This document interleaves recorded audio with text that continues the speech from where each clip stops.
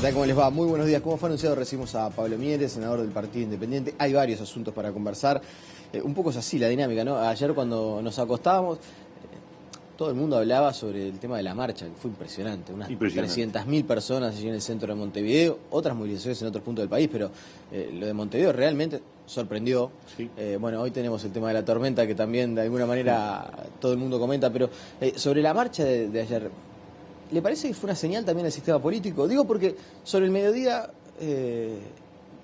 escuchábamos y preparábamos las declaraciones y legisladoras explicando cómo no pudieron llegar a un acuerdo por el tema de la ley de cuotas, que le hubiera gustado votarlo el 8 de marzo, pero que no se llegó.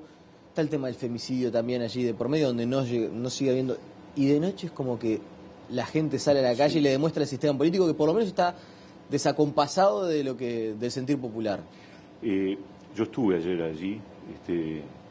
Fue impresionante, sentíamos además que teníamos que estar, fue impresionante, pero ya se veía venir. Yo creo que desde la mañana uno ya encontraba en todos lados, en toda la ciudad, las mujeres vestidas de negro, con violeta, señales de que iba a ser una cosa enorme, fue enorme, de las más grandes del periodo democrático, sin duda. Obviamente las interpretaciones pueden ser muchas. La mía es que acá hay un tema central, que fue además el convocante, que es el rechazo rotundo a la violencia contra las mujeres por parte de los hombres y particularmente de las parejas. Esta cifra de 8 mujeres asesinadas en lo que va del año, apenas 2 meses y pico, es tremenda, es una cosa terrible, y me parece que este fue el tema central. Pues, por supuesto, cada uno le dará, no creo que la gente haya marchado por la cuota de género, aunque me parece que hay que instalarla, por supuesto. No, yo más que por la cuota de género pensaba por el tema de la paridad y de la equidad y del reconocimiento de derechos. Y por eso, ayer incluso lo conversábamos con la directora de InMujeres, y yo se lo planteaba haciendo una especie de, no crítica, pero sí diciéndole, bueno, está bárbaro, ¿no? El gobierno se promueve muchas veces la agenda de derechos, pero en el momento de la discusión presupuestal o al momento de atender a las víctimas de la violencia de género, no parece que el tema central al momento de discutir el presupuesto del Ministerio del Interior, alguien diga, no, tenemos que incrementar la respuesta a la cantidad de dependencias para atender a víctimas de violencia de género. En el Poder Judicial, nos decía el presidente de la Suprema Corte, no hay peritos suficientes para atender el caso. Entonces, desde el discurso hay una cuestión y desde la acción hay otra. Y ella nos decía que muchas veces pasa que los movimientos sociales se anteceden al sistema político. Y ayer me parece que quedó eso de manifiesto. Al mediodía, la falta de posibilidad de llegar a un acuerdo en algunos asuntos, y de noche la gente manifestándose en la calle. De todas maneras, hay muchas cosas que no tienen que ver con votar leyes, ¿no es cierto? O sea, ahora tenemos el proyecto de ley sobre feminicidio en la Comisión de Constitución. ¿Qué va a hacer el Partido Independiente con relación? Sí, nosotros estamos en línea con apoyar una señal clara de agravamiento de pena en casos concretos que tienen que ver con el homicidio cuando la motivación es la condición de ser mujer. Parece que hay que mandar esa señal, porque si tenemos una epidemia, bueno, más allá de que hay equilibrios en las penas, este sería un agravante muy especialmente agravado, el homicidio, cuando ocurre hacia una mujer por su condición de tal. Me parece que es una decisión que hay que tomar, es una señal fuerte. Pero independientemente de esa señal legislativa, lo que hay de fondo es un problema cultural. Acá tenemos un problema que tiene que ver con la cabeza de muchísimos uruguayos. Y eso tiene que ver con la educación, tiene que ver con los medios de comunicación que tienen que ayudar a generar esa conciencia, tiene que ver con una transformación de lo que es la mentalidad de muchísima gente, hombres y mujeres, porque muchas veces la violencia muchas veces la violencia termina en asesinato, pero otras veces la violencia persiste, permanece, y no se expresa de pronto en un homicidio, en un feminicidio, y entonces en todo eso hay que trabajar, y eso implica acciones. Tú lo decías bien, acciones de la administración, acciones del Ministerio del Interior, de la ANEP, de por supuesto el MIDES, y ayudar a que esta sociedad cambie sustancialmente en un aspecto que es brutal para lo que es nuestro sentido de una sociedad civilizada, ¿no? Constanza Moreira decía ayer que el 15 se va a votar la ley de cuotas. Sí. ¿Cuál es la posición del Partido Independiente? No, nosotros estamos de acuerdo, y estamos de acuerdo además que sea sin plazo. Nos parece que no podemos estar cada periodo discutiendo otra vez si la volvemos a instalar. Entonces, hay que instalarla. La ley de cuotas estuvo vigente en el 14. La idea es que esté vigente a partir del 19 y que no haya un plazo de cierre, digamos, aunque yo creo que es un mecanismo provisorio mientras logramos la equidad. Lo que pasa es que cuándo se va a lograr la equidad no lo sabemos, entonces no podemos fijar una fecha. ¿Y cómo hacer para fija. que una mujer que accede a una banca por vía de los votos después no termine renunciando y accede a un hombre en su lugar? Bueno, ese es el otro punto que estamos discutiendo, que es qué norma en materia de suplencias se puede establecer para garantizar que no haya trampitas al tema de la cuota o trampas al tema de la cuota. No es fácil, estuvimos estudiando los casos, es complicado porque una cosa es la renuncia, otra cosa es la opción cuando una persona es elegida para 2 cargos simultáneamente. Es un tema complejo, yo creía que era más fácil cuando me adentré en el análisis y encontrar la fórmula técnica para garantizar lo que todos queremos. Que, en definitiva, ¿qué es lo que queremos? Que la cantidad de mujeres que son electas y efectivamente son electas por resultado electoral no terminen alterándose por decisiones de renuncias o acuerdos previos que puedan significar una subrepresentación indirecta, una trampa a la cuota, ¿no? Sí. Anunció esta semana que va a interpelar a las autoridades educativas, en particular a la ministra María Julia Muñoz, y usted mencionó también a el resto de la conducción educativa. Yo inferí, presidente del CODICEN, autoridades de los distintos órdenes. También dijo, el mismo día que anunció la interpelación, que va a pedir la remoción de Wilson Neto. ¿Tiene sentido hacer una interpelación si ya sabe que va a pedir la remoción de las autoridades? Tiene mucho sentido. Primero, es cierto, yo cuando hago el planteo de interpelación tiene que ser formalmente a un ministro, pero está claro que la ministra de Educación y Cultura tiene poco que ver con las decisiones educativas. Es una paradoja, pero es lo que nos pasa en este país. Entonces, ¿quién toma las decisiones de política educativa, de gestión de la educación, del sistema educativo? La ANEP. ¿Cuál es el órgano jerárquico de la ANEP? El CODICEN. Por lo tanto, la interpelación es a las autoridades educativas, es a los que cortan el bacalao. ¿Por qué yo digo que hay que cambiarlos? Porque los datos que vamos a poner arriba de la mesa en esa interpelación demuestran el fracaso, demuestran que han transcurrido ya 2 años de gestión de este periodo de gobierno y que el resultado tiene nada que ver con lo que se prometió electoralmente. Entonces, cuando un equipo no funciona, cuando el equipo no está logrando resultados, hay que cambiarlo. Entonces, yo no les voy a preguntar si funciona o no funciona. Yo voy a poner arriba de la mesa un diagnóstico, un análisis, una información, y les voy a preguntar un montón de cosas que tienen que ver con por qué no se han hecho las cosas.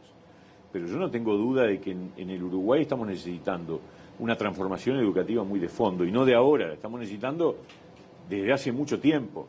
Yo diría desde que el Frente Amplio llegó al gobierno, no ha habido, y aún antes para atrás, yo diría desde la época de Rama, que fue el último momento en donde hubo realmente un impulso reformista en materia educativa, con cosas buenas y con cosas malas, pero que en definitiva uno sentía que había un esfuerzo de refundación de la educación como se necesitaba.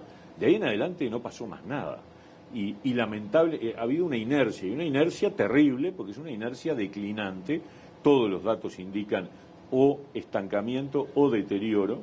Entonces, este equipo debería dar lugar a otro que tuviera un afán transformador, un afán realmente de cambio, ¿no? ¿Esa es la principal crítica que usted le hace a la conducción educativa? La principal es que no se llevan adelante ninguna de las transformaciones sustanciales, centrales, que se requieren para que el sistema educativo sea, al revés de lo que es hoy, una oportunidad para muchos jóvenes y muchos niños. Sin embargo, le quedan 3 años a este gobierno. Ya es mucho tiempo, 3 años para un muchacho, para un adolescente, para un niño. 3 años es una enorme cantidad de tiempo y se le juega la vida. Entonces yo apuesto a que la interpelación puede jugar un papel de convencimiento sobre el gobierno de que hay que hacer un cambio ahora para tratar de llegar al final del periodo con un proceso de transformación encaminado. Ahora, senador, usted durante toda la campaña electoral, recuerdo, y después también, pero siempre dijo la importancia de que estuviera el Partido Independiente en el Parlamento para tender puentes. Porque nosotros no somos ni los partidos tradicionales, ni somos tampoco el Frente Amplio, nos sentimos en el medio, somos la socialdemocracia. En ese sentido y con ese speech, con ese discurso con el que usted accede al Parlamento, ¿no se da una situación donde usted... ¿No es demasiado decir que no se ha hecho nada? Que hay una inercia educativa, es decir, el presidente del Codicen, Wilson Neto, habla del cambio de paradigma, de que hay dos paradigmas en el medio. Hay un paradigma de una educación que era... Estoy tratando de reproducir exactamente las palabras. Es difícil. Un tanto elitista, en la cual si el niño quedaba o el adolescente quedaba por el camino no pasaba nada, y otra que apunta a la universalización de la educación y a que todos estén estudiando. Sí. No reconocer un esfuerzo, o ni siquiera destacar. No, usted dice que no hay ni siquiera un esfuerzo por mejorar. No, probablemente él crea que está haciendo eso, pero no lo está haciendo. No lo está haciendo. El sistema educativo le está llegando a la misma gente, a la misma cantidad en matrícula que hace años. Es un verso eso de que se dice que lo que pasa es que hemos llegado a muchos más y por eso entonces los resultados bajan. No es verdad. La universalización de la matrícula primaria fue hace años y la de secundaria tú la mirás y está estable. Es más grave todavía. Pero en los últimos años, por ejemplo, se extendió de comienzo de clase. La educación obligatoria hace los 3 años. Hay una... La de 5 es de la época de Rama. Claro, pero se extendió. Entonces hay un esfuerzo. La de 4 fue en los años posteriores. La de 3 estamos... Hoy se anuncia como gran logro, estamos en el orden de 1/3. Y además habría que discutir si ese esfuerzo, este es un planteo que nosotros hicimos desde hace años, si ese esfuerzo es un esfuerzo válido o debió haberse dejado, ¿para qué se meten a trabajar en un área que ya estaba cubriéndose con los CAIF? Es una cosa de locos. O sea, la ANEP empieza a competirle a los centros CAIF, al plan CAIF, por atender a los 3 años, cuando la ANEP tiene agujeros enormes en enseñanza media. Y yo me pregunto, con una matrícula estable, en un país que no crece demográficamente, donde lamentablemente hay muy pocos niños y muy pocos adolescentes, todos los años tenemos problemas con darle cupo a los pocos que son. Pues es una cosa increíble, es una ineptitud brutal.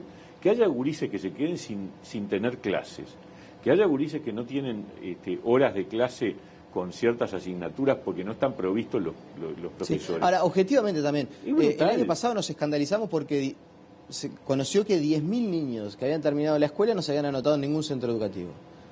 Con dificultades, con problemas, seguramente con muchísimas cuestiones para mejorar, temas de gestión, que parece que en la educación, sobre todo la celeridad en la gestión, parece ser un debe en la materia. Ahora, es verdad que este año se empezó a aplicar el programa ese de Plataforma Gurí, en el cual, si uno quiere, el universo de niños que se nos pierden y que están yendo a buscar supuestamente y que van a ver cómo hacen para insertarlos en algún sistema educativo, formal o no formal, se redujo sustancialmente.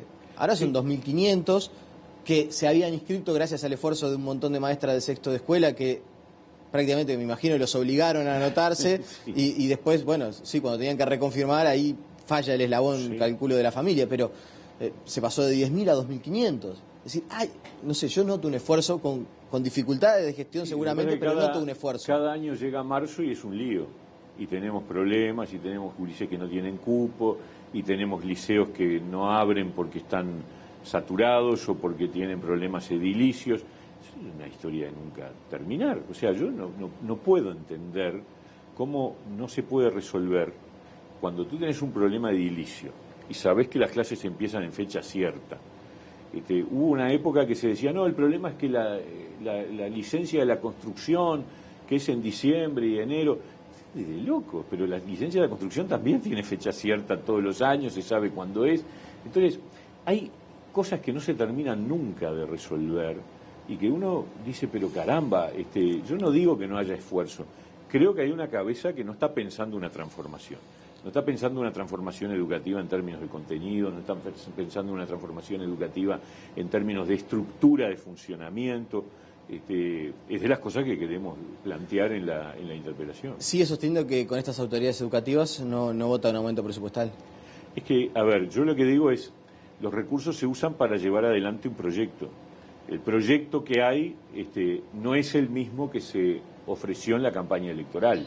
La promesa electoral del Frente Amplio era cambiar el ADN de la educación y era un montón de cambios que se personalizaban en la figura de Fernando Filgueira, que fue el que recorrió el país y el que dijo lo que había que hacer, etcétera, etcétera, con el cual yo comparto. Y yo, la verdad, lo digo con franqueza, capaz que yo ahora estoy interpelando porque estoy caliente, porque cuando empezó el periodo de gobierno, yo dije, bueno, en educación va a haber cambios, porque las personas que representaban al Frente Amplio en la campaña electoral estaban diciendo las cosas que yo comparto y que creo que hay que hacer en Uruguay hace muchos años. Y resulta que al final quedan marginados y terminan yéndose o echándolos y de cambio de ADN no hay nada. ¿Y de Robert Silva qué opinión tiene? Buena, ahora él está ahí porque fue electo por los docentes. ¿No? Le propongo repasar 10 segundos de lo que nos decía el pasado martes. Robert Silva en esa misma silla.